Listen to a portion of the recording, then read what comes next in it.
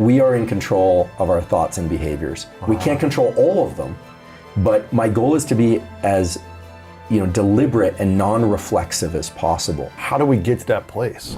Every step is not equivalent. If it were just that a journey of 1,000 miles starts with a single step, everyone would pursue their goals. Everyone would push back against adversity. You can read the inspirational stories as many times as one needs, and I do think inspirational stories are of very high value. In fact, I think they're vicarious dopamine. I think they give us the sense that we could, which then orients hope, which then orients us to the world again. So right. Maybe it's possible for me. That's right. So let's say, let's take the example of somebody who's... but just to finish that story of, it's not about just taking a single step and one step at a time. Is it because there's adversities every 10 steps you go, and so it's harder and harder? So it's not just it's just very non-linear. Yeah. It's some days go, I know this from my scientific career, it's, some days it's easy, some days it's hard, it's all over the place, right? So I think the thing to remember is that dopamine is this incredibly powerful molecule that allows us to buffer the effort process. It allows us to be in effort longer, and it allows us to actually eventually enjoy the process of effort. And not think about the reward, but just say, I'm enjoying the process. Right. Well, you just described the first step. The first step in learning to attach dopamine to the effort process, which is the key operation in order to succeed, is to be very careful about how much you focus on the end goal. Keeping the goal in mind is important for like a proper orientation. You have to know the ultimate destination. But if at any point we were to evaluate our progress relative to that end goal, or if we don't know what the end goal is, there's a huge gap there, and it can feel overwhelming. And depressing, and I'm not good enough, That's right. I should just give up. What am I doing this for? That's right. And those thoughts will affect us. And they're very realistic, right? Yeah. As Carol will say, and other people have said in the psychology field, positive self-talk, oftentimes, unless you do it correctly, you're badly wrong. Lying to yourself won't work. Saying I'm a winner when you haven't lost or you haven't won yet is great, but that's not the most effective use of these systems. Well, you're also being out of integrity with yourself. You're telling yourself a lie. Right. You're like, and then you're losing your ability to have confidence because you're just lying to yourself. Right. And if it's really extreme, there's a name for it. It's called delusional, right? Right. And people will start to point that out, and then it becomes harder to recruit people into your goals. So I think the key thing is to attach that sense of reward to the effort process. It's saying, look, I am oriented in the right direction and rewarding the things you're not doing. I'm not back on my heels. I'm not just staying, in bed in the morning. A good example of this came to me recently. I have a good friend. He did 9 years in the SEAL teams. His name is Pat Dossett, and we were talking about the Admiral McRaven thing. Get up and make your bed, and they really do that. And I think the way it was described was, so at the end of the day, even if everything doesn't go well, your bed is still made. For me, that's not that big of a reward, frankly. Right. So I said that, and I love it though. I make my bed. I definitely make my bed in the morning. But going back and seeing that at the end of a hard day. It's not enough. I felt like there was something else there. So I asked him, he said, well, it's very interesting because part of it is about not just making your bed, but it's the things you're not doing by making your bed. You're not lying in bed and ruminating. You're not back on your heels. You're not on your phone. That's right. Yeah. So when you look at, and you have spent a lot of time with people in high-performing communities, mainly through some consulting work, but what you find is that we can all either be back on our heels, flat-footed, or forward center of mass.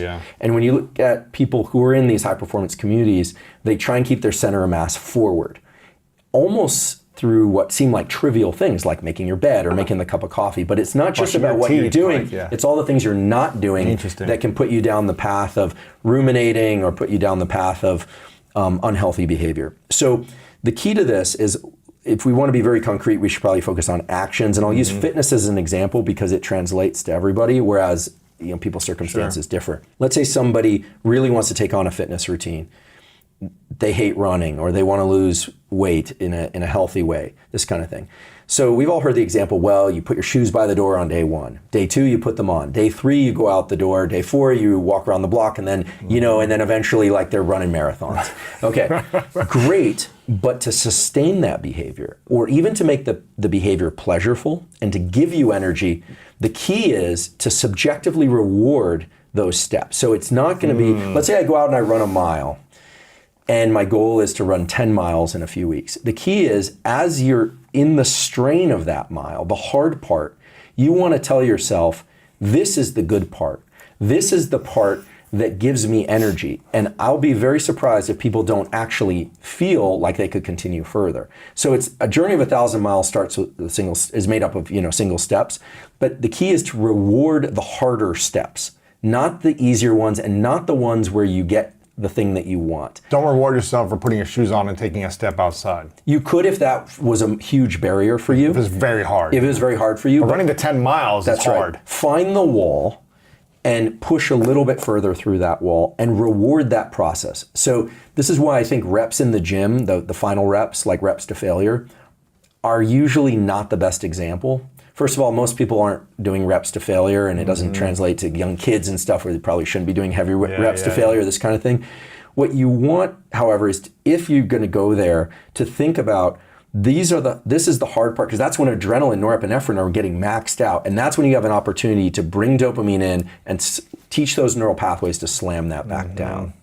And I don't want to highlight them too much because they are a very niche and specialized community, but you look at people in special operations, you look at the process, like the whole evaluation process of who gets in and who doesn't. It's really about putting people into stress and seeing who can not just make it through that stress, but buffer that stress. Reward the process through teamwork, reward the process of stress through some internal dialogue that has everything to do with not being back on your heels, not being flat-footed, but center of mass forward. And I should also be clear, I'm not talking about everybody being super aggro and always like, work. Yeah. In fact, if you're spending too much epinephrine, if you're too much of an adrenaline junkie, you will burn out eventually. Unless you can find ways to recover yourself or to buffer that with dopamine. And the recovery process is especially important. There's a second reward system. So you've got the dopamine system, and I guess to really put a box around it, the subjective reward needs to be done at the hardest portion of a process. The tough conversation with a significant other, it's like when it's really tough and that's when you want to start telling yourself, this is the good part because I'm not speaking, or this is the good part because I'm not reacting. Right, I'm not reacting, or this is the good part because I'm probably not doing it correctly, but I'm on the right path, right? They're upset, they're not feeling your empathy, this kind of thing, or you're not really understanding what's going on, you're getting frustrated. But if you tell yourself, this is the neural pathway getting ground in there, like really dialed in, so that the next time I'm going to breeze right past this. Yeah. That's really how the process works. Because remember, no one comes along and drips dopamine in your ear, even if you get $1 billion, or you win a Nobel Prize, or you win the presidency. It's all internal. These neurochemicals are all internal. And while some of them are designed to be released in response to things very reflexively, like food, sex, sleep, all these things will trigger these neurochemicals. We have this big forebrain which allows us to place subjective context on things. How do you do it then? How do you bring dopamine in your brain subjectively through daily conversation with yourself? So there's a process I'm going through right now where I'm trying to write a book, and it's hard. And I was told that the harder it is, the better I'm probably doing it. And I was like, great. And my editor's ready to kill me, and because I'm slow, and I know, and I'm a very slow person. I drive people crazy. I'm like glacially slow because science is slow, and I like to get things right. You want to rush it. Yeah. I like to get things right, but I'm very proud of the fact that everything we've published, I can stand behind. It was the best we could do with the tools at the time, and I just know that when I look back on a writing career or a scientific career, I want to be able to say, every journal we put it in was rock solid. Everything was rock solid. We had fun doing it. The relationship. So I go slow. Yeah. But as a consequence, what I'm finding is there are a lot of interferences these days. I think social media is great. I teach neuroscience on social media because I think it's important to do public education. But it's a distraction too. But it's incredible. And it's incredible how much time and energy it can take. So what I've started doing now is I turn off my phone and I lock it in a safe.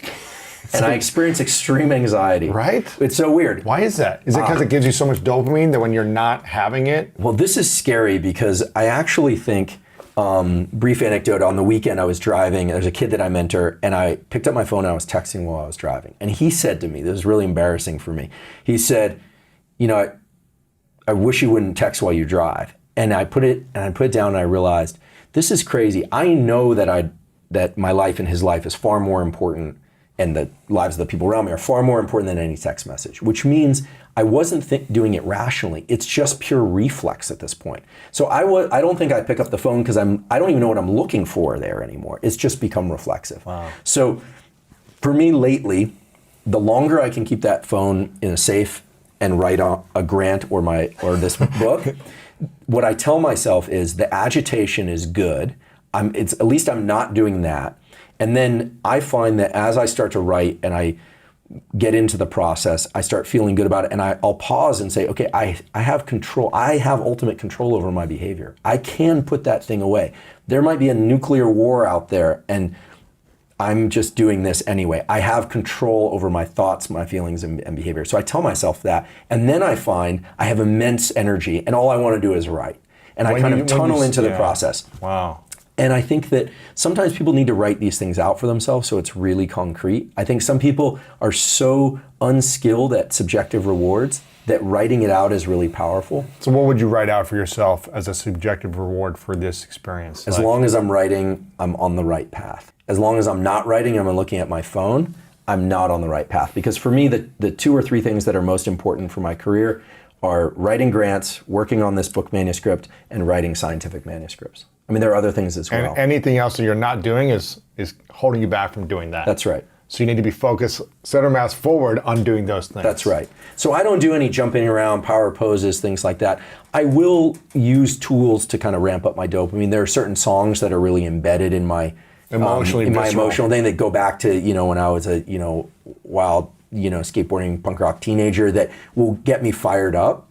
And I think there's real utility. That's pure dopamine. That's just a dopamine. Moments, but it's not sustainable. You have to subjectively keep yourself motivated, I guess. Right? That's right. And then if I finish a chapter, I will stop for a moment and I'll just kind of smile and laugh at myself. I'm big on like self-reflection with humor and just think this is crazy. My brain is under my control. There would be people out there that say there's no free will, but I do not believe that. I put my hands in a lot of brains. You stimulate certain brain areas, people do things. You stimulate other brain areas, people think things. Ultimately, unless you have electrodes in your head and someone's stimulating them, we are in control of our thoughts and behaviors. Wow. We can't control all of them, but my goal is to be as deliberate and non-reflexive as possible in life. That's my goal from when I wake up in the morning until I go to sleep. How do we get to that place? Little by little and by rewarding each thing. If you get up and I'll use the make the bed example, make the bed, you're not back on your heels, you make a cup of coffee, you sit down, you script out something in a journal, you exercise, maybe you call a relative that you think might need to hear from you or that you'd like to talk to. You do something in a deliberate way, just being deliberate and learning to push away the things that are trying to make you reflexive is so important. Reflexive, same thing as reactive, or what's reflective? Yeah, so there are 2 modes of brain operations. So now this is getting a little nitty gritty, but one is deliberate, where we're thinking duration, path, and outcome. What should I do? How long should I do it, and what's the outcome? Deliberate. Yeah. Intentional. And it feels like work. This is what people need to understand. That deliberate thought, deliberate action, writing the book, doing the workout you don't want to do, whatever it is, having the conversation, it's supposed to feel hard. It's hard. It's supposed to feel hard. But you should subjectively reward it so that you get better at doing that.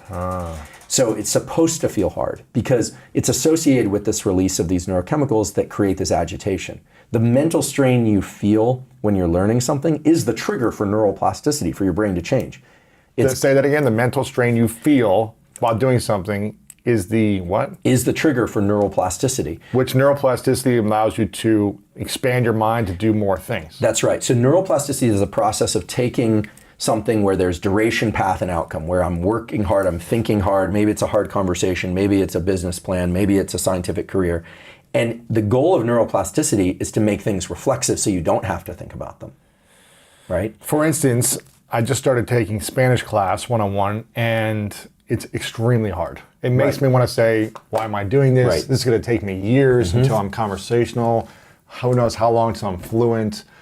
If it's this hard as like this stage, man, is it ever going to get easier? I have those moments every time I'm doing class. I'm like, this sucks. Right. Because I'm like, I'm 37. Can I learn this language at this point? It's so much easier when you're 5. Yep. Now it's almost impossible. I watched your video on this a couple of days ago on social media. And And the video you talked about this is that, yes, it's harder when you're older to expand your neuroplasticity, but what I'm hearing you say is like, it's the only way to live. Is the older you get, you need to constantly be expanding it. Otherwise, you'll be going backwards. That's right. So, when you want to learn something new like Spanish or a new physical skill, your mind shifts over. The forebrain comes on and says, okay, we're going to pay attention to things. And now what am I doing? And I get so tired. we start doing evaluative stuff to other people, to ourselves. And you can start using all sorts of examples like, wait, I was a professional athlete in your case, or I want to be clear, I was never a professional athlete, but you were a professional athlete. You've been successful in other regimes of life, but it still feels like effort, right? Yeah. And so, but that effort is because two things are happening. One is adrenaline, epinephrine is being released. So it doesn't feel great. It's not fun. It's like, And then, in addition to that, by bringing focus to something, you're recruiting a neuromodulator called acetylcholine, which is the molecule of focus. Now, it's important. Which takes energy and effort. It takes energy and effort. You feel it in your body and in your brain. And it tends to acetylcholine will highlight the areas of your brain that are active during that learning phase when the teacher's talking or you're talking and making that effort. It's paying attention to how you're moving your mouth, what it sounds like to you, feedback cues. And it's marking those brain areas for change. And then later, when you sleep or when you work out or when you're having a conversation with somebody, that's actually when the brain changes occur. So not during the actual activity. That's right. It's when you're not doing the activity, resting or recovering, when it starts to expand or that's when right. it starts to it's grow. So neuroplasticity, which is the brain's ability to change in response to experience, and is the main way in which we go from deliberate action, duration, path, outcome stuff to reflexive action and thought. That process has two parts. One is the trigger, which is in adults is triggered by focus and attention and even a heightened state of agitation. The more frustrated you feel, the more you're actually triggering learning. It's saying this is important, this is important. Because the brain just wants to do whatever it wants to do. It needs to cue itself to, this must need to change. And then the second part is deep relaxation, meditation, in particular a form of meditation called yoga nidra, which we could talk about, but forms of deep relaxation, deep sleep, like slow wave sleep. That's when the connections between neurons called synapses actually get stronger. That's when the connections that you don't want get removed. And that's also in certain cases where you get new neurons actually born in your brain to help these circuits speak Spanish. This is why in sports growing up, I remember I would go to like basketball camps in the summer and I'd always learn new footwork. And I always just wanted to be like the fancy guy doing like whatever, finger roll layups or something as a kid. But then we would go to these basketball camps and we'd just work on the fundamentals and the footwork and like all this different stuff. And I remember being in the moment, it being very frustrating and challenging. I was like, I don't get this. And I would suck at it. But then the next day I would come back and I would all of a sudden like have it after a few times of doing it. But I never learned how to do it in the moment. It was always like, okay, I might have got it once, but then I fumbled on it. It was the next day or the next few days where it's like, I can do this. It just shows up. It shows up. It just shows up. And that's because when the mind is able to relax, it's then making the connections on how to do that thing. Yeah, so in deep sleep and rest is when the connections actually get built up. It's sort of like with resistance training, right? The gym is a little misleading, resistance training, because people get the famous pump, and so they get a visual glimpse into what they might look like later. But then of course it goes back down, right? But actual hypertrophy, the enlargement of the muscle fibers and the strengthening of the neural connections to those fibers is later when you sleep. So it's the same thing with neuroplasticity. Yeah. How important is it for us to constantly be learning and challenging our mind the older we get? Well, I believe it's very important for living a full life.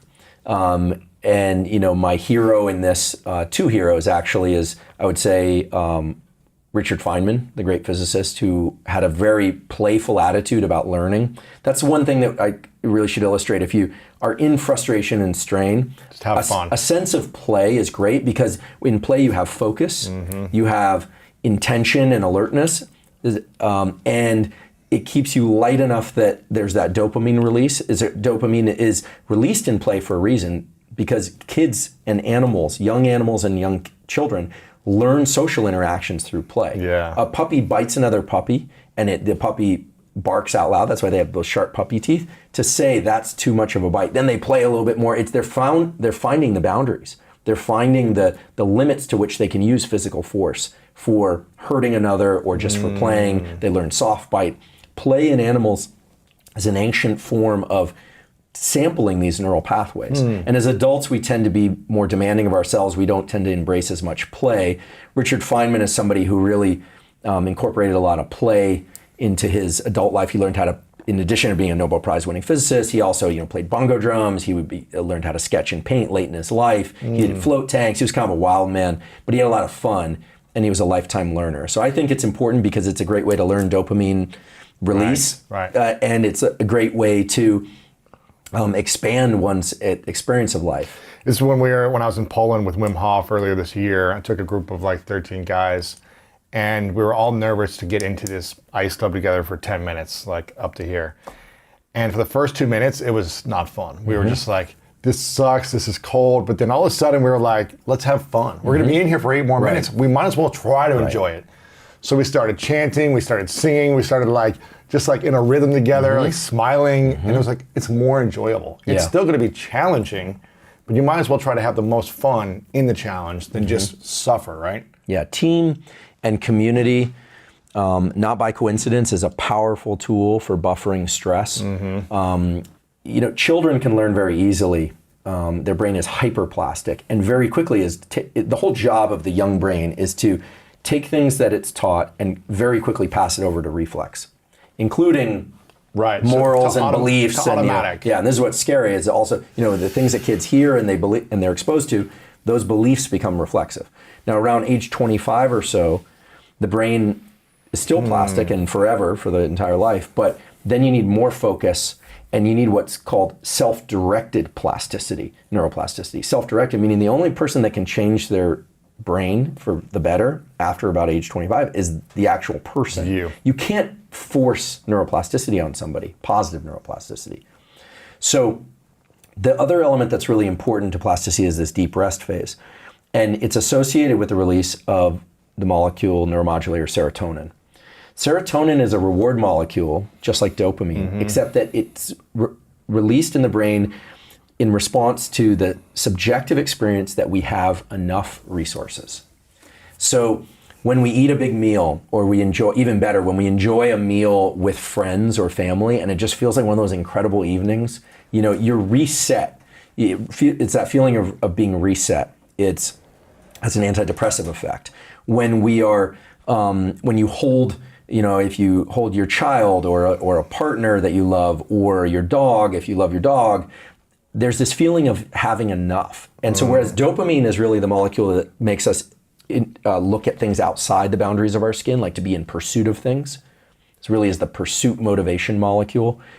Serotonin is really about feeling like we have enough in our immediate environment. And it's so powerful because unless that serotonin box is checked off periodically, we cannot lean back into the dopamine outward pursuit process for very long. So we need serotonin. Absolutely. To feel more, complete, whole? Safe. Once you feel, this is where people, I think that the go-getters get it wrong, no pun intended, where getting after it and being hard driving is really important. But we've all seen examples of this. I've seen a number of these in Silicon Valley, friends that did very well in tech, get to the point where they reach that finish line and then they don't have a whole lot of people to share that with, and they end up very isolated and depressed. And then they go through this whole cycle of trying to find themselves. And you need to balance serotonin and dopamine, maybe across the day, maybe across the week. Can you talk about dopamine, focus, and motivation, and how to manage our dopamine hits? Because it seems like every 30 seconds we're getting dopamine now, whether it's drinking coffee, having candy, social media, email pings, dings on the watches, whatever it is, it's a dopamine overload, it feels like. Yes. So how do we stay motivated and manage dopamine at the same time? Yeah, great question. So dopamine is the molecule of motivation. And the molecule of motivation. Absolutely. I mean, for years and years, people thought dopamine was about pleasure, but dopamine is mainly about craving and motivation and drive. Okay. There's a simple experiment that illustrates that, but I would be remiss if I didn't first mention 2 excellent resources for people that want to learn a lot about dopamine. These would be perhaps interesting people for you to talk to directly. The first is a book called The Molecule of More, which is all about dopamine. The author is Lieberman. I don't know him personally, but I love the book. I wish I had written it. The second is Dopamine Nation, Finding Balance in the Age of Indulgence. And the author there is Anna Lemke, Lemke. She's a medical doctor and psychiatrist and runs the dual diagnosis addiction clinic at Stanford School of Medicine. She's a colleague. I consider her a friend, and she is world-class, second to none in all things dopamine as it relates to addiction. So wonderful reads. And so a lot of what I'm going to talk about is kind of paraphrasing elements from their book. So I want to be clear. So here's the experiment. Take 2 rats. You give them a lever they can press, and they can get food out of that lever. They can get heat if their cage is cold. They can get all sorts of things that are great for a rat, including a mate to mate with if they press this lever. Both rats press the lever just fine. Now you take away dopamine from one of those rats. You can actually do that by using a toxin that can kill off all the dopamine neurons. Okay. There's an equivalent experiment that's been done in humans, but it was a naturally occurring death of these dopamine neurons, much in this same way that Parkinson's destroys dopamine neurons.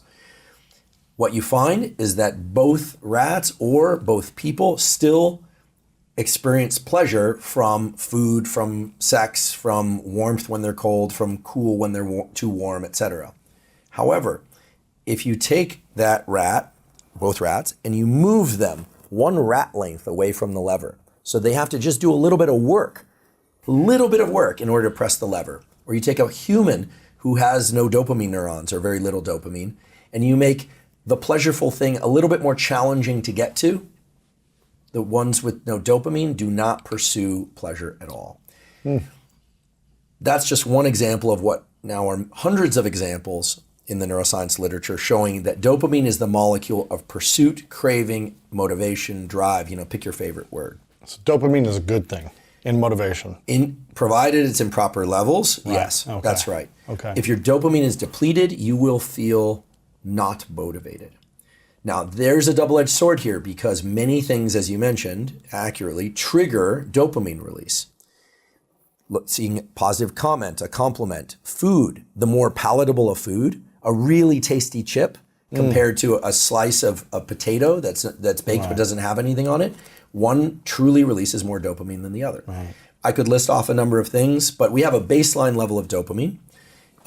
Nicotine, for instance, increases that by about 50%.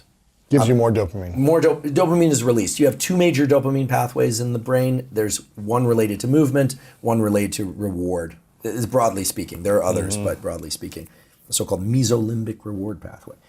And then the other one, we don't have to throw out names, but that will just confuse people. But so you have these reward pathways, and dopamine is involved in movement. So nicotine, about a 50% increase. Cocaine, 100% increase, a doubling. Methamphetamine, 1,000 or even 1,000-fold increase. Holy cow. So huge increase in dopamine. That's why it's so addictive. So addictive. But what happens after that big dopamine increase is that the baseline levels of dopamine go below what they were before.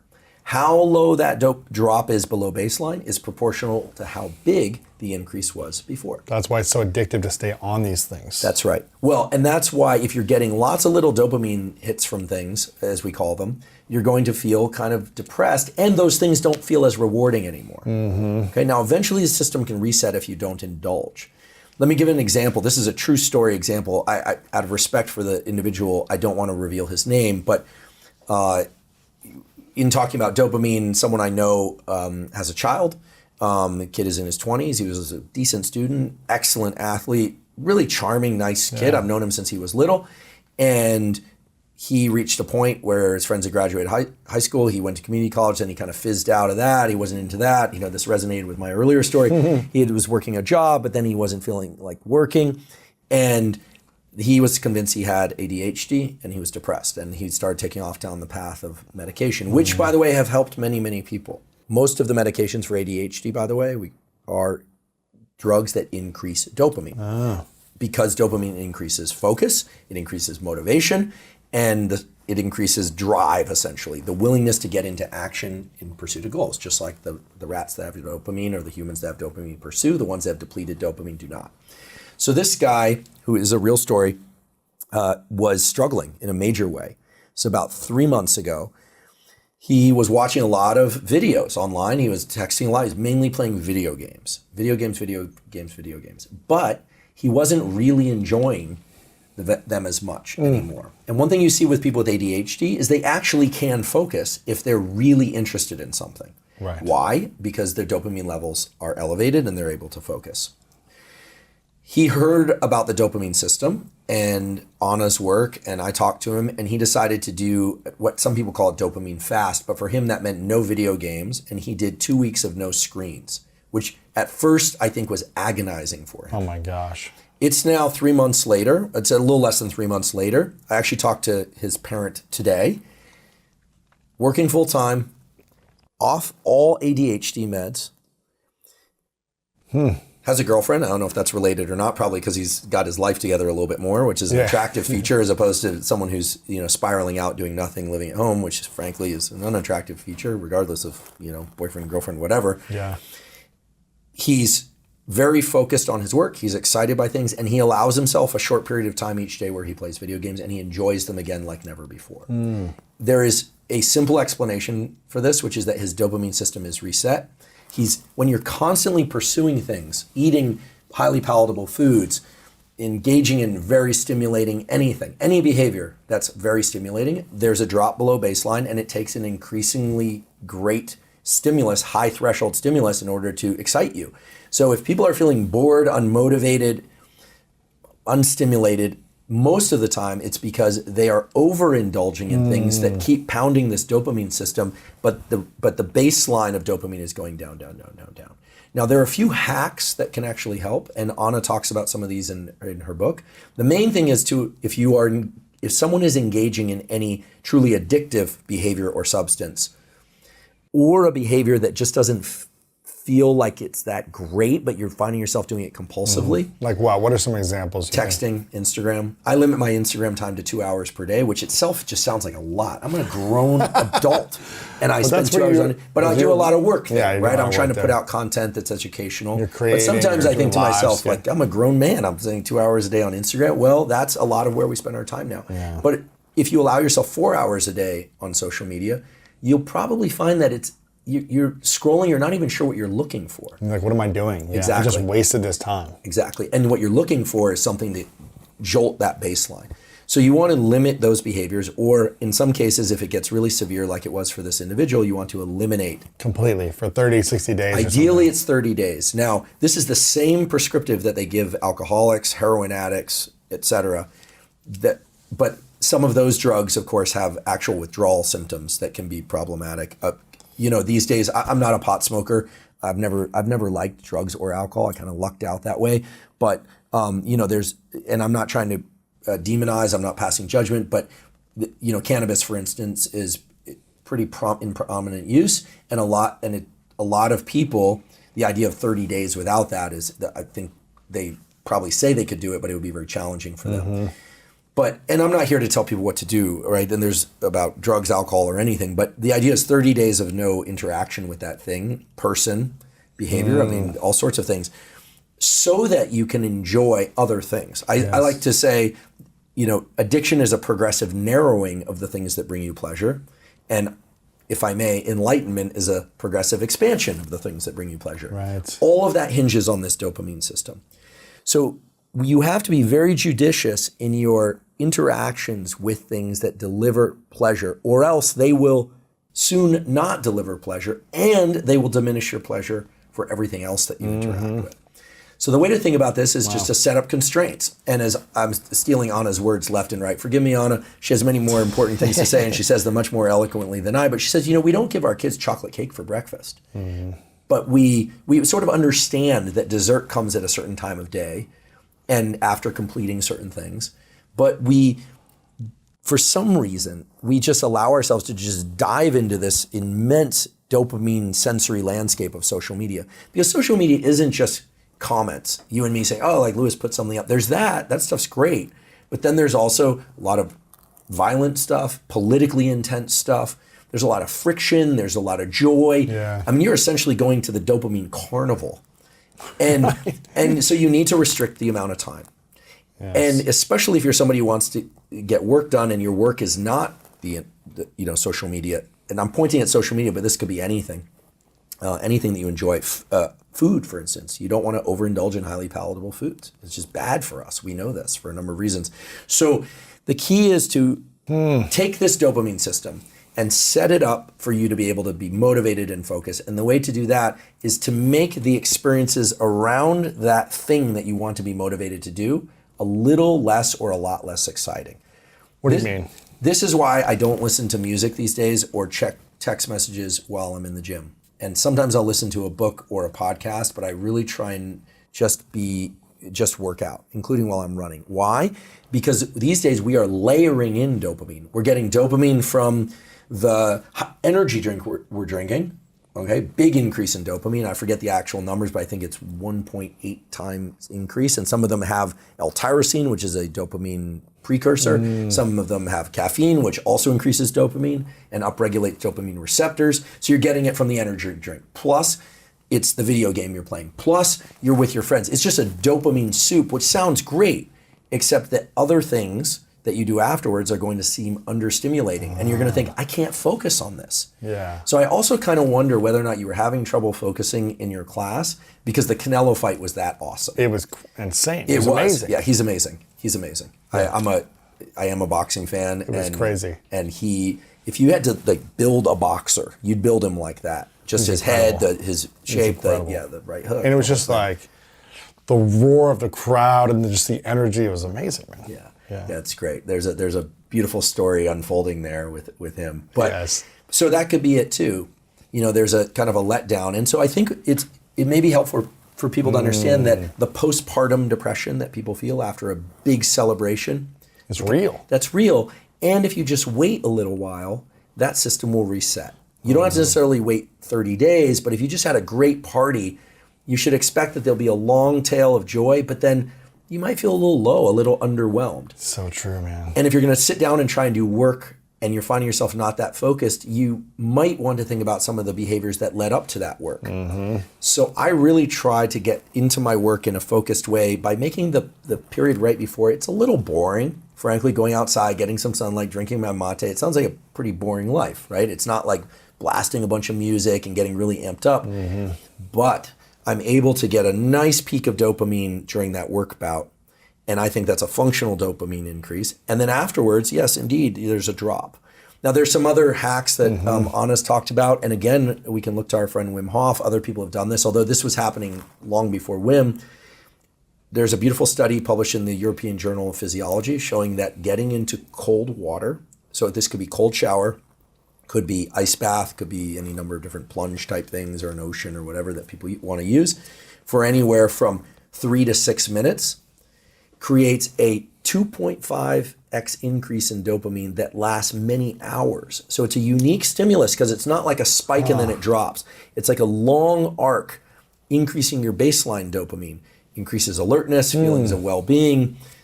They did blood draws in this study, so these are real data. They weren't. Yes. It wasn't conjecture. They really know this. And there are some cases of people who were full-blown addicts or people who are struggling with ADHD who start doing regular cold water exposure, 3 to 6 times a week, 3 to 6 minutes at a time, and discover that they actually can focus because they're getting that dopamine increase. Wow. Yeah. This stuff is fascinating, man. It's really interesting. I think that to me, because the dopamine, coming up in neuroscience, I've been in the game a long time now, almost 30 years. But dopamine was always thought of as like pleasure, but it's confusing because it's associated with pleasure, but it's not the actual experience of pleasure.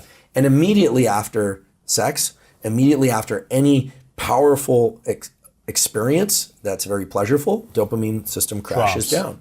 Yeah. What happens in the body when dopamine crashes? Well, there's an interesting thing that happens because there's a hormone called prolactin, which is actually involved in milk letdown for nursing, but is also increased in both men and women in anticipation of childbirth. This is actually responsible for the so-called dad bod. Prolactin lays down body fat stores, tends to make people a little more sedentary, and this has been shown in humans and in animals. It tends to reduce libido and sex drive. And so if you think about dopamine is a currency of motivation that biology has used for hundreds of thousands of years.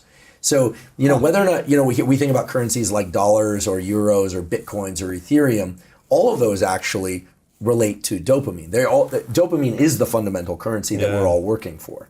And dopamine has this quality of making us focused on things outside our immediate experience. This is why people who are on cocaine or methamphetamine, which is a really extreme version of dopamine increase, they tend to be all about plans and action. They're not sitting there thinking about how wonderful they feel in their own body. Whereas drugs like cannabis and psilocybin and drugs, these are not drugs that I recommend people use recreationally. I'm not passing judgment, but I just want to be clear about what I'm saying and not saying.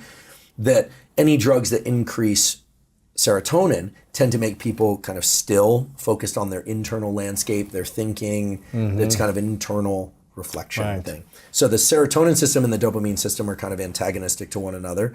And the prolactin system is associated with the serotonin system. So prolactin is kind of about, it's a mellowing out. Interesting. And just to nail the point, there are many people in the world who suffer from schizophrenia, 1% of the world's population, a huge number, a very sad thing, psychosis, hearing things, et cetera. And most of the drugs designed to treat schizophrenic psychosis are drugs that reduce dopamine. And oftentimes you'll see people on the street who are taking these drugs and they'll be writhing like this with their face.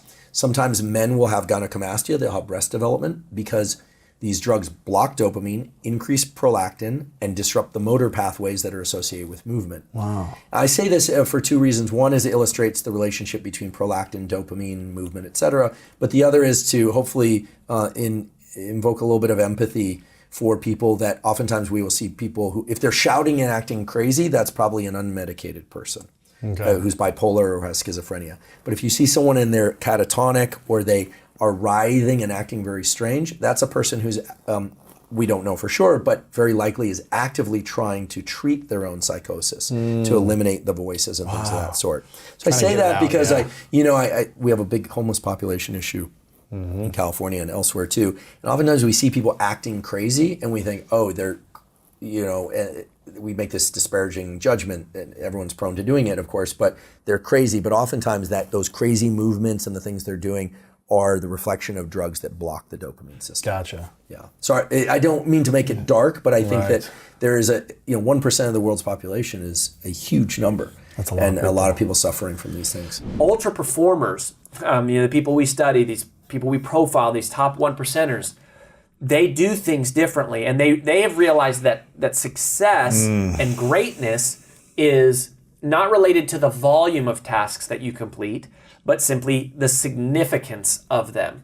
And ultra performers are able to get themselves to do the things they know they should be doing, even when they don't feel. How do they get themselves to do that? So there's seven things, and we can rip through them. But the metaphor here is take the stairs. Okay, so that's the title of the book comes from, Take the Stairs, which is a metaphor for. We live in an escalator mentality world. It's easier to gravitate towards the path of least resistance, towards what is convenient, towards what is comfortable. This is an escalator, and yet the truth of success in any endeavor, any industry, like all the people that you've interviewed here, it's always the same story. It's that they were able to get themselves to do things they know they should be doing, even when they don't feel like doing them, i.e. take the stairs. So what we're trying to do is take the stairs. It's discipline.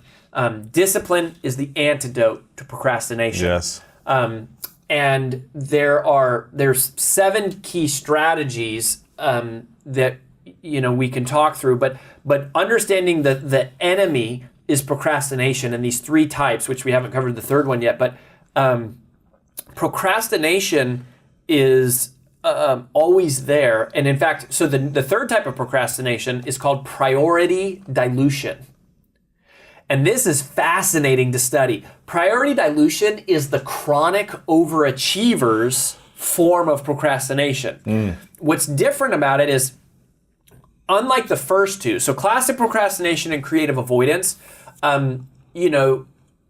priority dilution is not about being lazy or disengaged or distracted, but it is the same net result of the first two, which is that you leave the office or you end your day with your most significant priorities incomplete, not because you're lazy, but because you allowed your attention to shift to less significant, but perhaps more urgent tasks. Charles Hummel once wrote an essay called The Tyranny of the Urgent. I believe it was in 1969.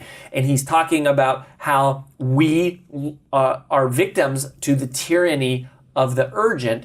And the more successful you become, the more you become a leader, the higher you accelerate in an organization, your enterprise grows as an entrepreneur. You've got more and more people vying for your attention. The bigger your personal brand grows, you've got more and more opportunities, more distractions, more things coming at you, and your priorities, if left unchecked, naturally dilute. Right.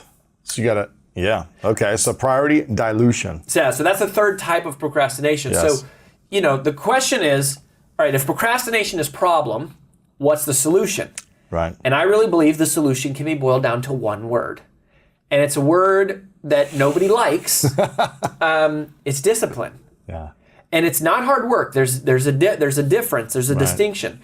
Discipline is doing the things you know you should be doing, even when you don't feel like doing them. If you can develop the ability to do that, then you literally have unlocked the ability to do anything in life, which unlocks the ability to achieve virtually anything.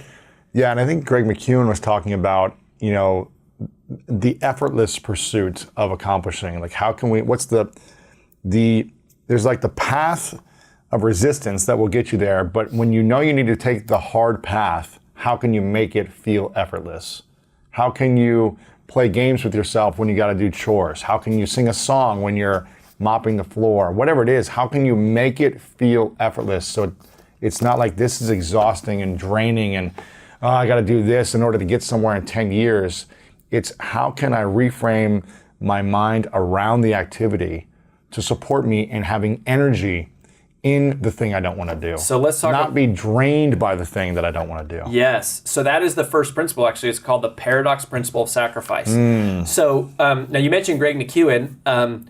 His Essentialism was his big breakout book, and the whole message of that book is the disciplined pursuit of less. Really, not trying to do everything. Just the pursuit of less. That's what essentialism. That's how he describes it. The discipline. Being disciplined by focusing on less things. On less things that are more significant, right? So, but you bring up the conversation of going, okay, well, people here take the stairs and it's like, well, I don't want to take the stairs. It's like, I don't want the hard work, and you have to reframe it. So here's the paradox principle. In fact, I'm going to tell you a story. So in Colorado, where I grew up, we are world famous for the Rocky Mountains. Yes. Okay, so to the western part of the state, we have the Great Rocky Mountains. What a lot of people don't realize about Colorado is that as a state, it's divided almost exactly in half. And to the eastern part of the state are the Great Kansas Plains. So it's really flat. Because of that unique topographical landscape, Colorado is one of the only places in the world that has both buffalo and cows in very close proximity to each other. Interesting. Have I ever told you this? I don't think I've ever shared this with you. Yeah. Okay, so what happens, there's a fascinating lesson to learn about greatness and achievement and success from studying the way that these two creatures respond to storms. So when a storm comes, storms almost always start in the west, and they brew in the west, and then they roll out towards the east. And what cows do is very natural. Cows can sense that a storm is coming from this direction. And so a cow will turn east to run away from the storm. Now, the only problem with that is if it's going to catch up it catches up with them, right? So the storm catches them, and without knowing any better, the cows continue to try to outrun the storm, and they actually run with the storm. And they get trapped by the fence, and then they're stuck there. They're making it worse because they're trying to outrun the storm, which is stupid. But here's the thing: humans do the exact same thing. All the time. We are constantly trying to avoid these inevitable challenges that come along with the difficult circumstances that our very own choices have led us to be in. I can speak from personal experience here. There was a time in my life where I was 45 pounds overweight. People who are unhealthy are always making rationalizations for why it doesn't matter, nothing works, I've already tried it, it's not that big of a deal, it's fine. There was a time in my life where I was over $50,000 in personal debt. People who are in debt, constantly trying to find ways around paying their bills and avoiding, paying off the minimums and spending money on other things. Yeah, they keep spending. People who are struggling in their marriage are often avoiding the difficult but meaningful conversations that need to be had if there's any hope of reconciling that relationship. Right. And the key insight that the ultra performers have had that most of us have not is ultra performers have realized problems that are procrastinated on are only amplified. Problems procrastinated on are amplified. So waiting always makes it worse. Now, here's what buffalo do. This is very unique for the animal kingdom. So buffalo wait for the storm to cross like right over the crest of the mountaintop. And as the storm rolls over the ridge, buffalo turn and they charge directly into the storm. It's crazy. So they run at the storm, and by running at the storm, they run straight through it, which actually minimizes the amount of pain and time and frustration they experience from that storm. It's such a great metaphor for all of us because all of us are dealing with different storms in life. We have relationship struggles and health battles, and we're trying to launch a business, and we got young babies, and all these different, COVID, and we all have challenges. We don't get a choice about whether or not we have storms. The only choice that we have is how we respond to those storms. Yes. And more specifically, when we respond to those storms. So the natural human default is to run away from the storm. But what we miss is that it actually makes it worse. So this brings us to the paradox principle of sacrifice, which simply stated is this: easy short-term choices lead to difficult long-term consequences. Yes. Meanwhile, difficult short-term choices lead to easy long-term consequences. I've got a perfect example I'm living in right now from a long-term consequence. 20 years ago, I had surgery. I had 8 teeth removed because I needed braces. So I put that off for a number of years without doing that. But then I finally got my wisdom teeth removed and then 4 more teeth. So it's wisdom and then 4. And I was delaying it, but I was having like pain, right? Finally get the teeth removed, and I'm supposed to let it heal for a couple months and then go get braces on. Okay. And I'm thinking, this is so painful. I don't want to have 2-3 more years of braces now and deal with more pain. And I said, you know what? I'll just live my life like this with four gaps. I can still chew everything. It doesn't look too bad. Let me just live my life like this. Okay. And for 20 years, I had problems, little problems that continue to stack up. I had digestive problems because my back teeth weren't fully touching, so they weren't actually chewing the food properly. I finally started chipping my teeth in the front that I had to fix a couple times because it was only the front 2 teeth that were actually chomping and connecting. And I realized, wow, this is going to impact my overall health, not just my teeth and my mouth, but my entire lifestyle if I don't solve this pain now. So at 36, I said, okay, I'm getting braces and making retainer braces, and it's more painful now. But I'm also glad that I'm taking the actions now and not waiting 5, 10, 20 years when my teeth are falling out or something. So I'm taking the disciplined pursuit of the pain now for greater health for the rest of my life. Yeah, and that's the switch. And right, problems procrastinated on are always amplified. Yes. Now here's the shift, and this is really important. We think of it as a sacrifice. I'm enduring pain. But the truth is, we always experience pain. We're all trying to go through life trying to dodge pain. It's impossible. It's inevitable. We always experience pain. The only choice we have is whether or not we pay that price now, today, or we pay it later with interest. Procrastination and indulgence are really nothing more than creditors that charge you interest, which means when you make the sacrifice, just as the buffalo charging the storm, it's not a sacrifice. It's a short-term down payment on a rich future blessing. It's just harder now, but it's easier in the long term. See, people misunderstand take the stairs. They think it's like, oh, just do the hard thing, make your life as hard as possible. No, it's the freaking opposite. Take the stairs is a methodology for giving you the easiest life, the best life, the most rewarding life, like the easiest life, but it is predicated upon an unpopular truth, which is that the shortest, most guaranteed path to the easy life is to do the hardest parts of things as soon as possible, so as to avoid the interest that would come with it if you wait. Yeah, what is, there's like this quote about entrepreneurship or something like, those, I'm going to butcher this, but be willing to do the things today.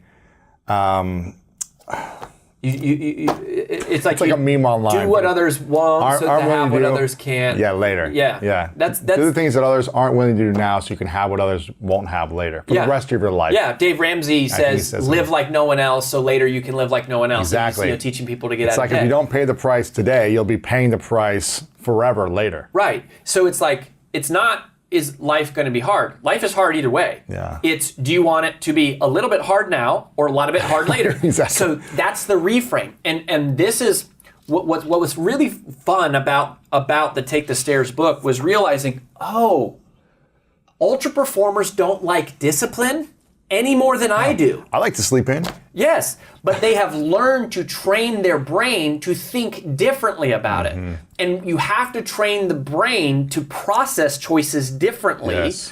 And once you do, discipline isn't as hard as we think once we know how to think about it the right way. And this is a great example.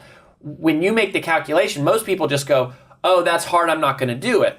Well, an ultra performer goes, well, that's hard, but if I don't do it, it's going to be harder later, so I'll do it now. Yes. And that opens the gate. So that's the first. It's we call it the paradox principle of sacrifice. And that's sacrifice. What's the second?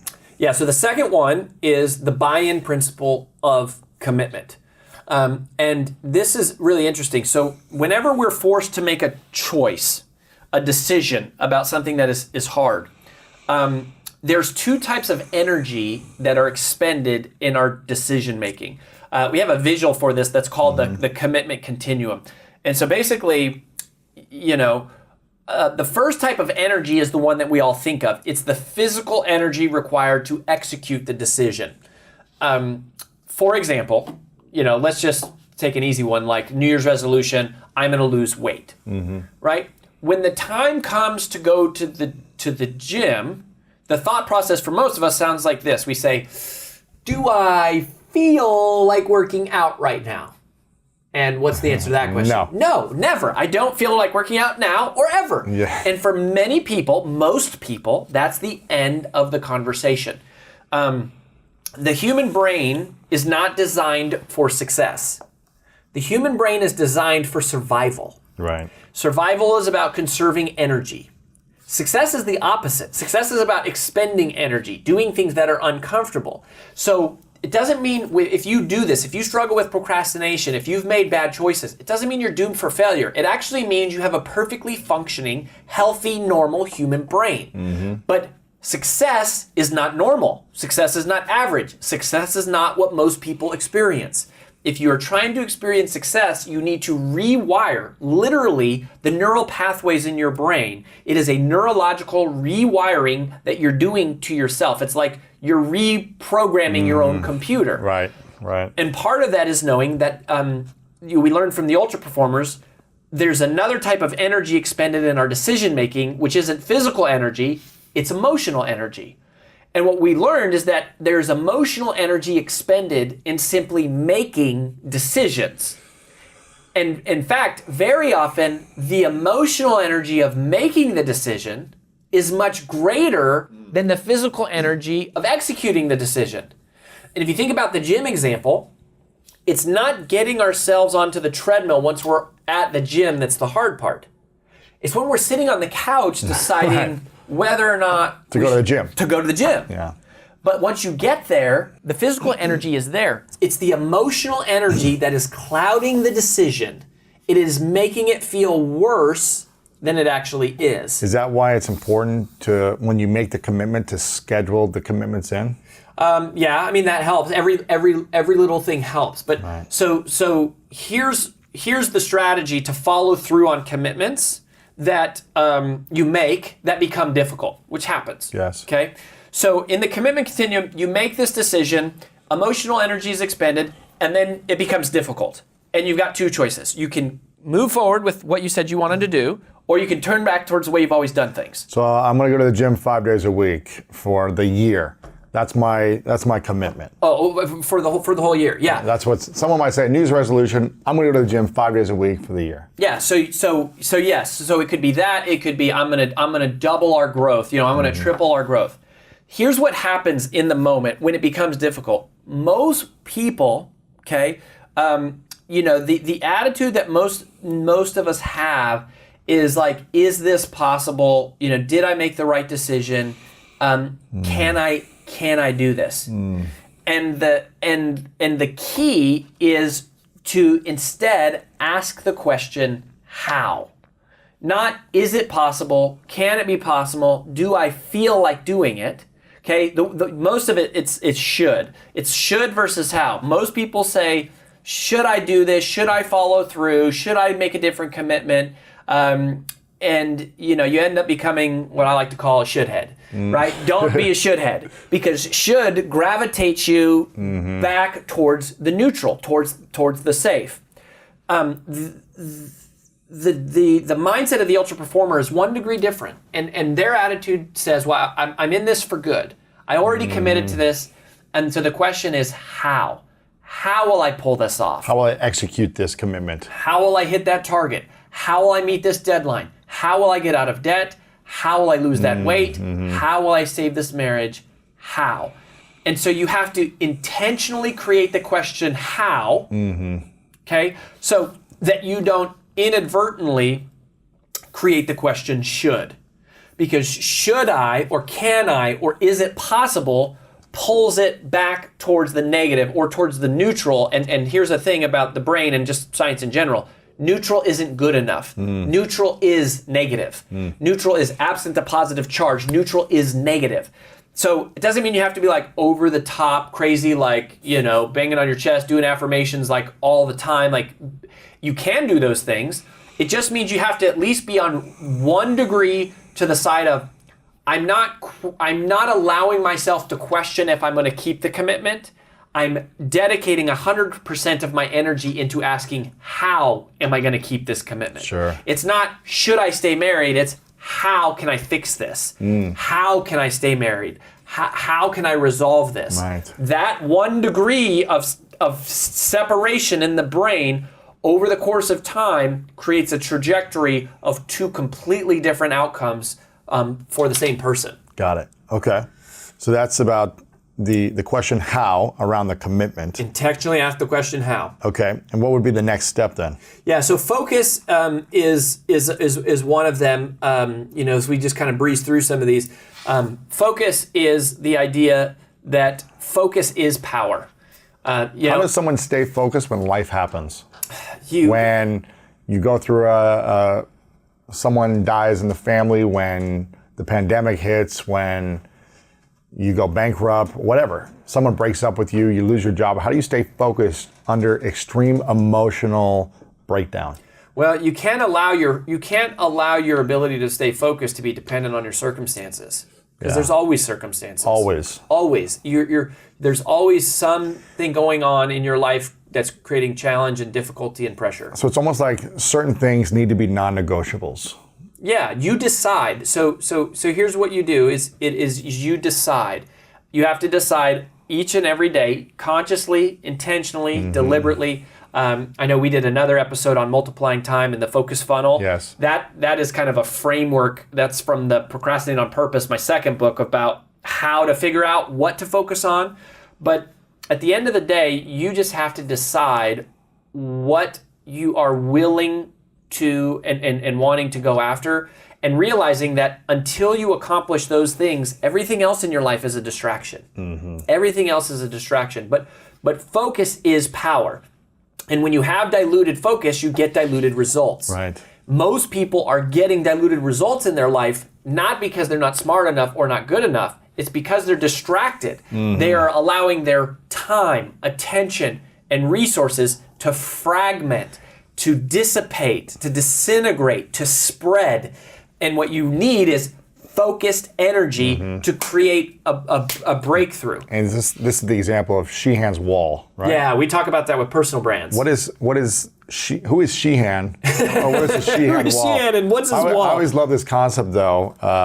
So Sheehan's wall is a because before we go into that, because a lot of people, especially in the entrepreneurs that are following or listening and watching, the people that are building personal brands, they have lots of things they want to do at once. I've got this passion and these passions, and I want to try this thing, and I want to build 4 different companies at once. Yeah. And they say, which one do I choose?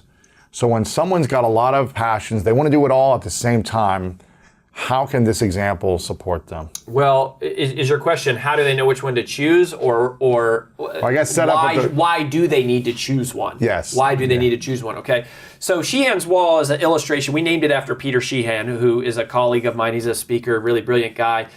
He's the first person that I kind of heard the concept for, and we've adapted a little bit, but it really came from him. So we named it after him, which is that in personal branding, you've got 2 groups of people. There are those who are unknown, and there are those who are known. Yes. And there's this huge invisible wall that you have to break through. And what most of us do is we're trying to break through the wall, and so we're trying to emulate, these people over here, and like going, oh, I want to talk about all these different topics and have all these different business models and be on all these different social media platforms, and I have to do all these different jobs, and they're bouncing off the wall.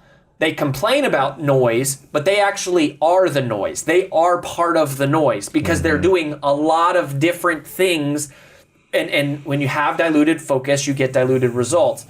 The way to break through the wall, and this is, kind of to build audience, attention, credibility, results, all those things. Yes. So, and that's, personal brand is what we just happen to do, but this Sheehan's wall applies beyond that. But in personal branding, we would say we help clients figure out what's the one thing that they could be known for.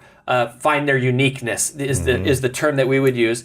And the way you break through the wall is by becoming the world's leading authority on one thing. Not 10 things Not at 10 once. things, one thing. One thing first, and then when you break through, then you can expand into other things. Yes. So, if you look at my personal brand as an example, okay, so we're talking about Take the Stairs. I broke through the wall on Take the Stairs. That book, when we launched it, AJ and I created this plan, and our whole team, we worked together, we launched this book, we hit number 2 on the New York Times. I was 29 years old. That was part of how we broke through the wall. That's how I met you. Right. That was how I got the first time on the podcast, was years ago at this point. Yeah. And then now, we've been able to expand into some other things. Influence really is what we study. But money is the same way. So the Sheehan's wall applies to money. You've heard people say multiple revenue streams. Yes. Multiple revenue streams is horrible advice. It is horrible advice for a beginner. For a beginner, yes. You do not want multiple revenue streams. When you're beginning, you need one revenue stream that is really good. Focused attention. That is how it works. And if you look at almost every billionaire, they didn't do it by having a lot of different things. At first. They made their first million on one thing. They dominated one thing, and they blew through the wall, and then they got a little bit of money, and then they invested it, and then it grew. Then they diversified into different assets. And then it grew into other things. Yes. But you don't need multiple streams of revenue. All that's doing is diluting your focus, which is going to dilute your results. You're going to bounce off the wall financially. It's the same thing. Think about one area where you're stuck in a box. All right, now a box is like a cage, 3D box, and 3D is 3 dimensions. What keeps you in the box? 3 forces, and these are the 3 M's. Okay. And I want everyone to draw a circle, and in that circle, we're gonna draw a Venn diagram. You know what a Venn diagram is? 3 intersecting circles. And the first circle is your mindset, 3 M's. And I always alliterate everything because it helps you to be able to remember it better. First one is your mindset. Now, your mindset are your assumptions and your attitudes about something. Now let's break that down. For me, functionally, what your mindset is about this subject, and I want people to make this very personal. Think about something, an area you're held back. This is what you believe is possible, is your mindset. It is what you believe you are capable of. It is what you believe you deserve is your part of your mindset, because that's a big thing. That's your thermostat, right? If somebody has a mindset of, like, I could teach someone the method of how to remember names, but their mindset is, I'm stupid. I don't deserve to remember names, or Right. I'm not capable of it. Exactly, or I'm too old, or whatever it is. That's their mindset. My brain doesn't work that way. Exactly. Then the method won't take hold. It won't matter. Exactly. So this is the formula here. So how do you learn to believe that you are capable? So we'll go into this. Yeah. That's exactly what the book does. I take people through a process called unlimiting. It's a word that I coined years ago. Unlimiting is different than unlimited. Unlimiting is like the process of removing limits. Limiting beliefs. Exactly, or behaviors, or habits, right? So unlimiting is an active word where you're redrawing the boundaries and borders of your life. Limitless is not about being perfect. Limitless is about advancing and progressing beyond what you believe is possible. That's what this book is about. Now, I apply that towards accelerated learning, so you can learn your languages and give speeches without notes and all that stuff. But really, it's a process of liberating yourself out of that box. So one of the dimensions that keep you in that box is your mindset. Yep. Right, and we can go deep into how to change negative beliefs and everything. Okay. And I talk about the 7 lies. Lies for me, again, is an acronym. Lie is a limited idea entertained. Because it's not true. It's not true that you don't deserve it. It's not necessarily true that you're stupid, but it's an idea we're giving energy to. We're entertaining that idea in that moment. And I show people how to unravel it in a 3-step process. But that's the mindset. Okay. All right. Now the second M, you can have the greatest mindset and believe everything is possible. You're capable. You deserve it. But if you don't have the second M, which is motivation, you're not getting out of that box. Right? That in your career. I believe I can do it, but I'm going to sit here and eat chips on the couch. Exactly. Right? Yeah. And so your motivation for me is your drive, it's your purpose, it's the vitality that you bring to something. Now, most people think motivation, they'll say motivation is a lie. And in some respects it is, because the way a lot of people perceive motivation is just rah, get excited, get hyped up, and next day, nothing changes. So the evidence of motivation is something is happening. There's an action. There's a new action taking place. And if you're not doing that action, you're not motivated. No matter what you say, if you're not doing it, it's better well done than well said. Even like a lot of people on social media, they promise things, but prove it, right? Don't say it, show it, right? You take it to action. Yeah. Because knowledge is not power, it's potential power. Applying it makes it powerful. So motivation for me is a 3-step formula. And here's the formula. And I go deep in this book because there's a chapter on each part.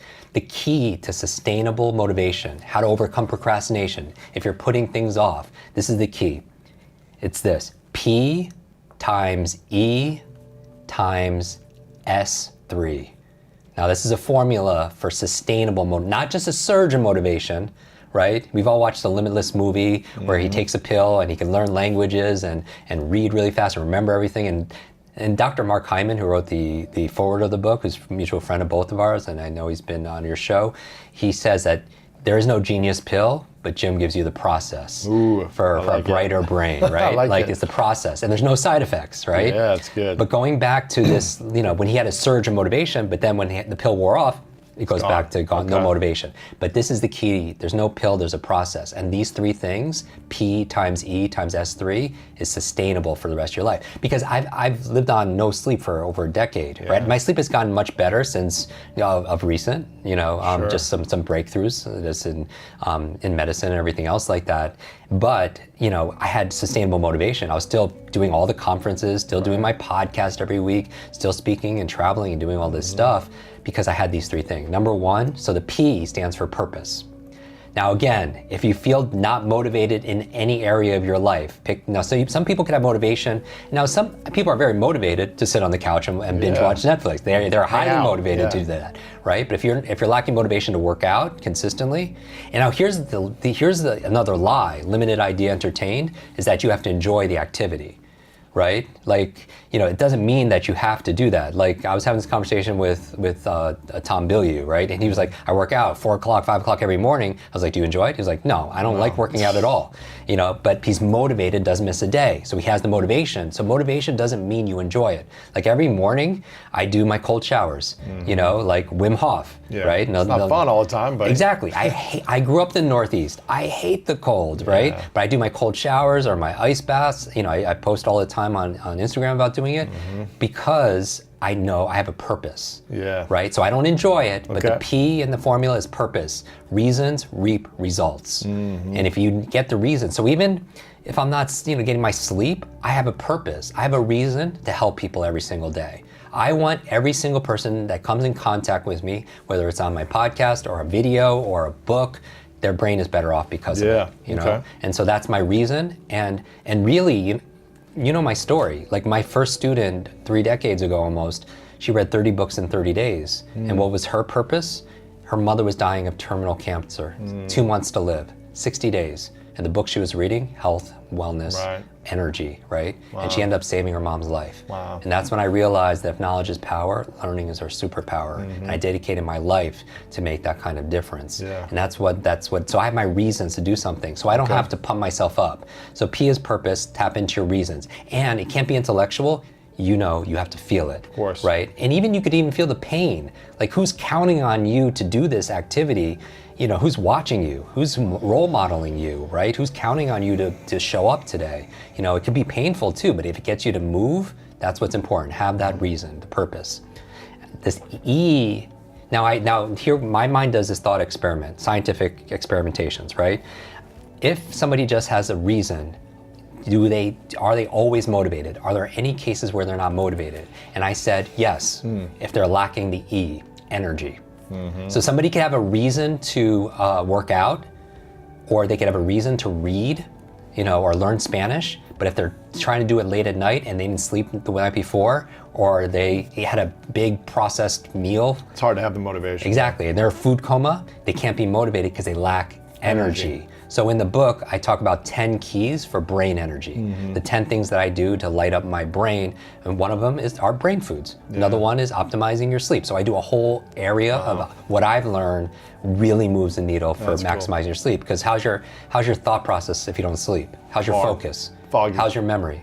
How you're making good decisions, right? I heard that was the advice presidents give other presidents is like don't make a big decision if you didn't get a good night's sleep, right? So I talk about sleep. So in the book, in motivation, we do a whole section on finding your purpose and even life purpose and passion, and a whole area on optimizing your energy. Now you have energy to do it. I ask myself, okay, you have a purpose for something.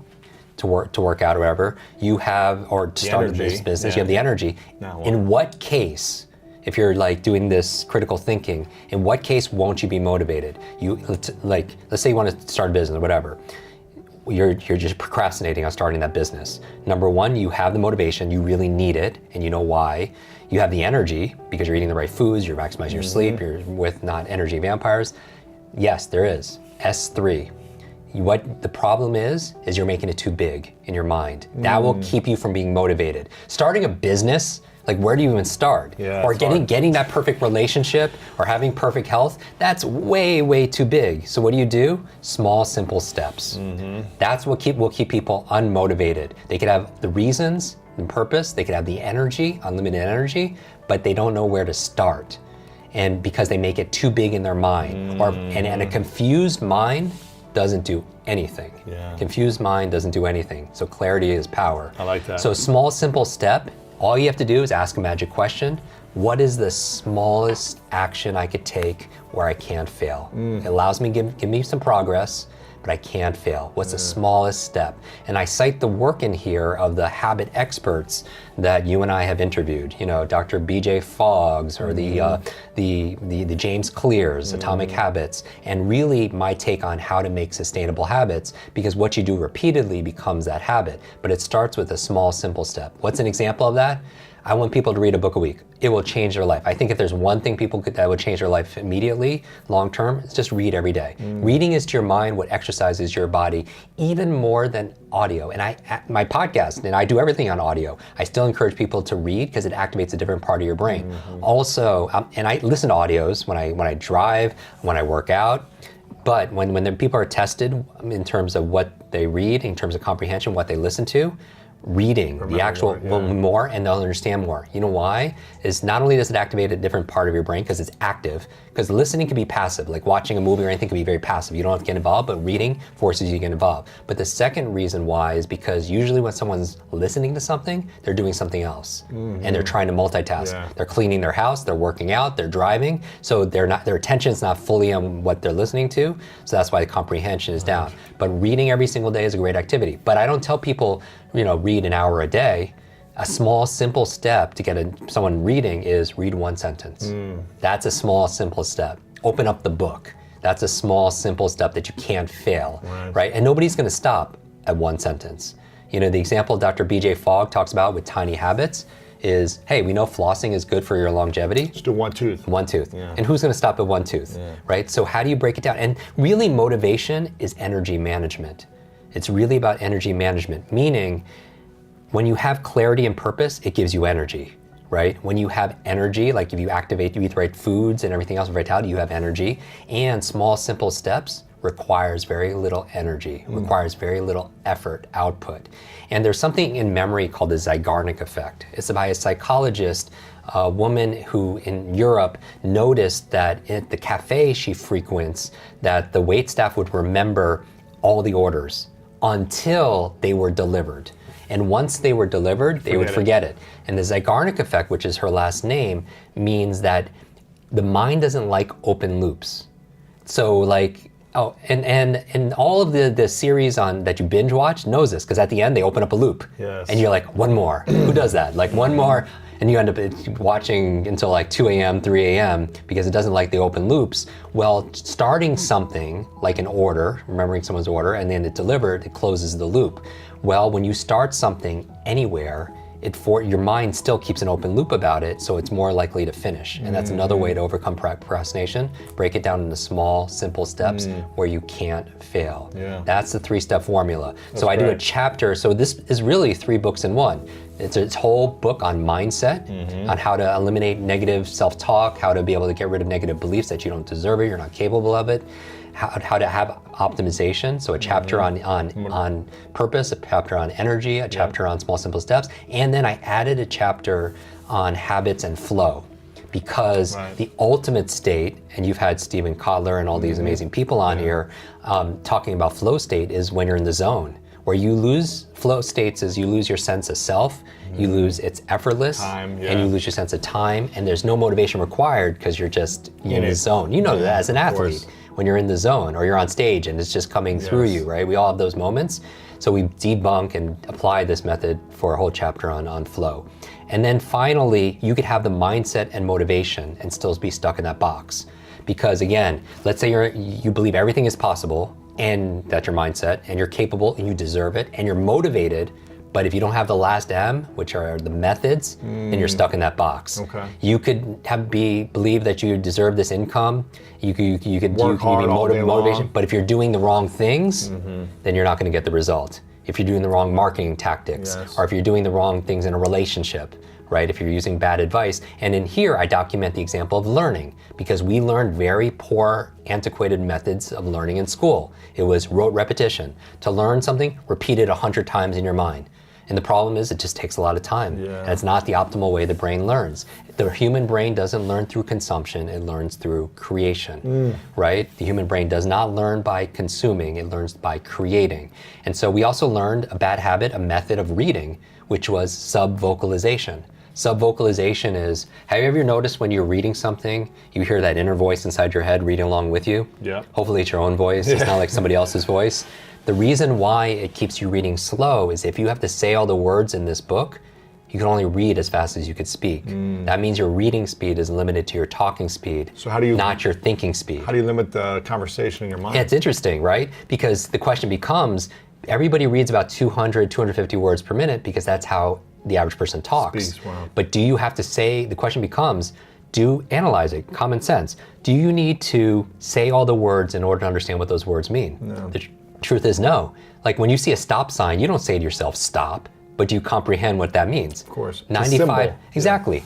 And just like symbols in the book, periods, punctuation marks, you don't say question mark when you read or comma when you read, so the and there, because of all those are sight words, and you don't have to pronounce them by sound, you do them by sight. And the fastest readers actually only subvocalize the more difficult words. And so I'm not saying you Really? I know So you just kind of skip through and just go through you read all the words. No, you read all the words, but you don't have to say all the words.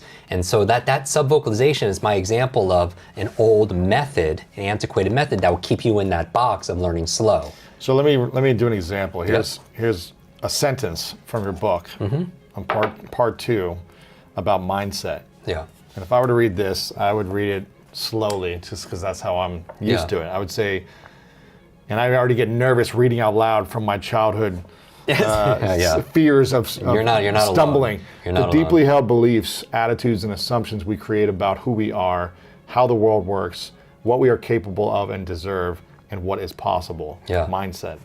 So let me show you how to actually. So one example, and there's a link in my Instagram for a free masterclass on reading, like a whole 1 hour tutorial in real time. Here, when people are reading, what I would recommend is subvocalization. The key here is first acknowledge that it's there and don't try to fight it.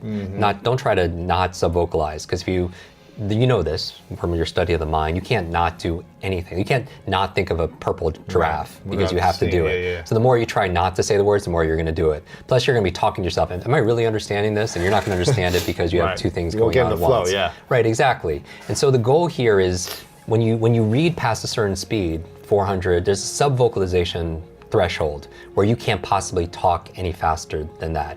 But you can understand it. Oh, perfect example. When you listen to your podcasts or audiobooks, many people exactly, and you can understand it, but you can't speak that fast. So that's proof you could think that fast, but not understand it. And so here, one of the hacks that we teach in the book is to use a visual pacer. Like when you use your finger while you read, most people think this is an old antiquated method. They say don't do that because that will slow you down. But in actuality, I challenge everybody to take that master class on that link. And what you'll find is test yourself, read without your finger, and then read for another minute with your finger, count the number of lines, just underlining it. That second time will be 25, 50% faster. And just kind of forcing your finger to go a little faster than you would normally? You could actually go regular, because what happens is you don't regress. A lot of people have another bad method, going back to limited methods, and we want to unlimit their methods of regressing and backskipping. Have you ever found yourself rereading words or rereading sentences? 25% of our time could be wasted doing that, and that's a bad habit that we learned when we were kids. Why do we do that? Why do we repeat a sentence or a word? The same reason why we subvocalize, because we were taught that. Remember back in school, we were taught, public speaking. When we got in those circles and we had to pass around that book, and that book comes closer and closer and closer. The fear and anxiety of, they're calling my name. Yeah. Exactly. And that's where I believe we learned that public speaking was something to be feared. Yeah. And that's where it was imprinted on us. And for some people. And it was good intention, but people can be sincere, teachers, but be sincerely wrong.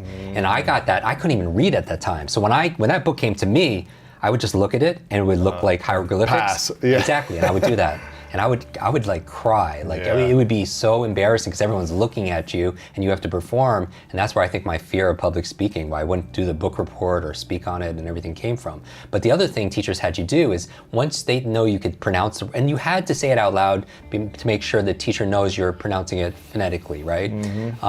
But later on, your teacher taught you the limit with subvocalization because he or she said, all right, read quietly to yourself or read silently to yourself. And that's where you took that external voice and you're like, in order to understand it, I have to hear it. If not outside, then inside. And it's been there ever since. So this book is about unlimiting those bad habits of learning, of rote memorization, of bad habits we make about decisions.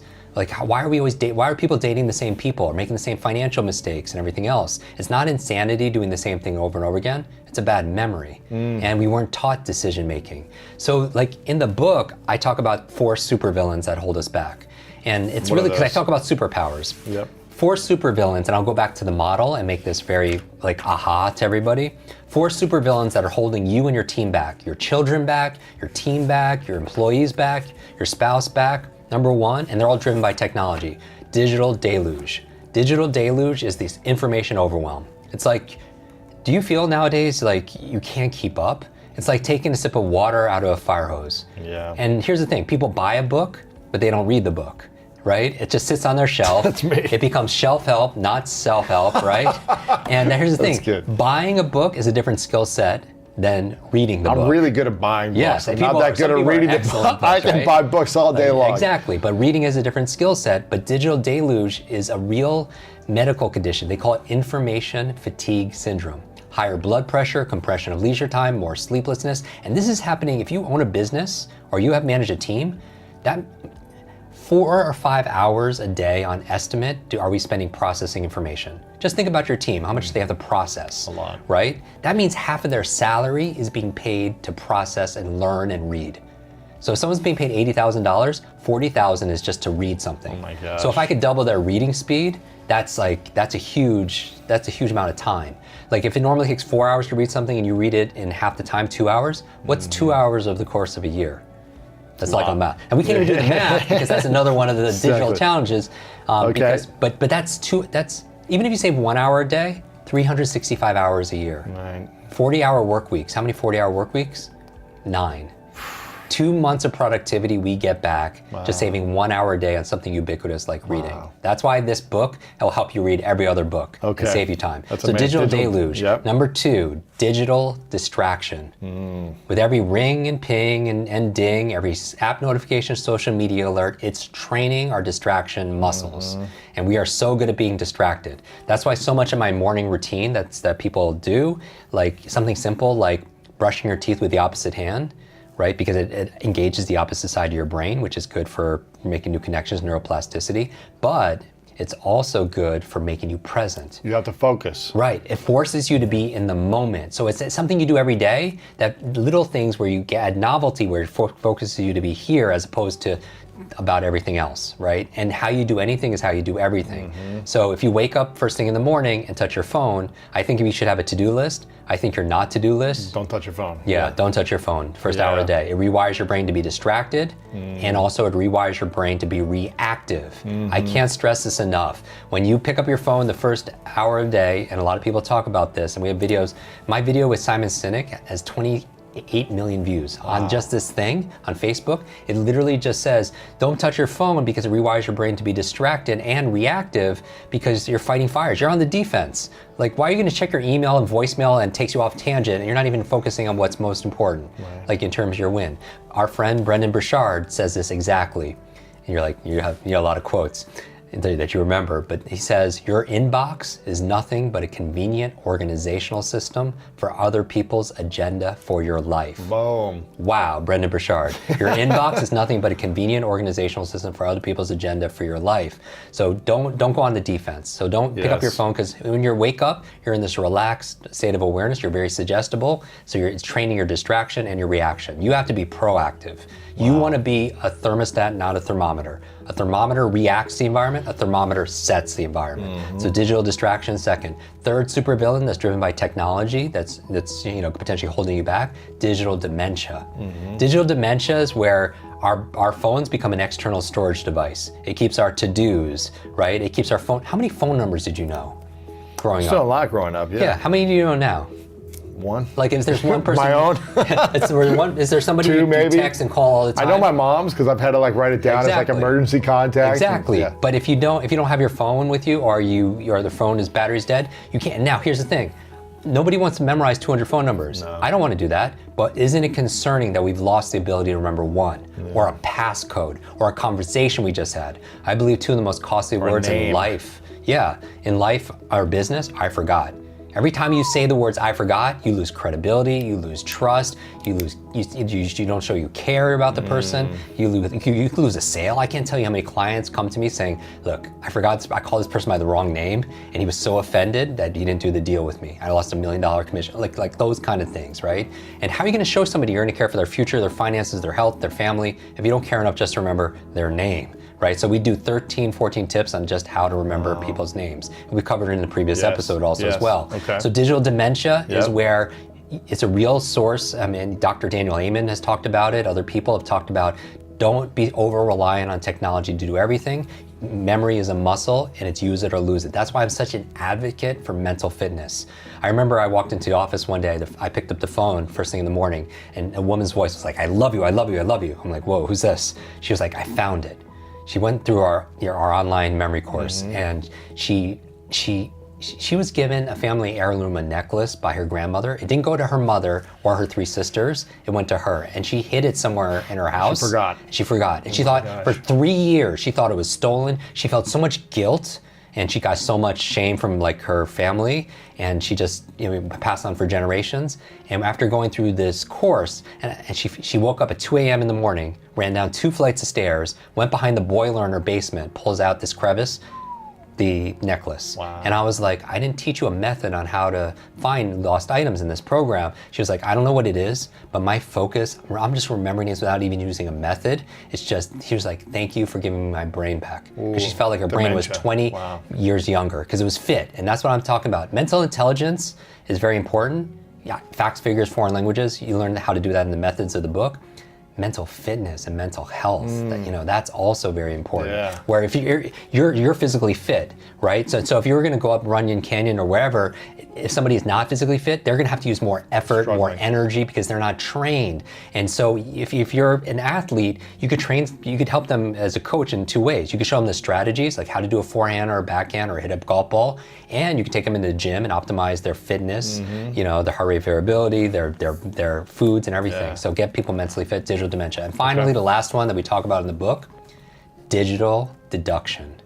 Right? I always iterate DDD. So digital deduction is where our phones and our smart devices are doing the thinking for us, because because it's just spoon feeding you. And I'm not just talking about fake news. I'm talking about algorithms that just give you everything, but you don't have to think anymore. And we've lost our thinking abilities to the point where you look at a menu and you're like, I don't even know what to eat, because normally an app tells me what to eat or what to watch next or what to do everything.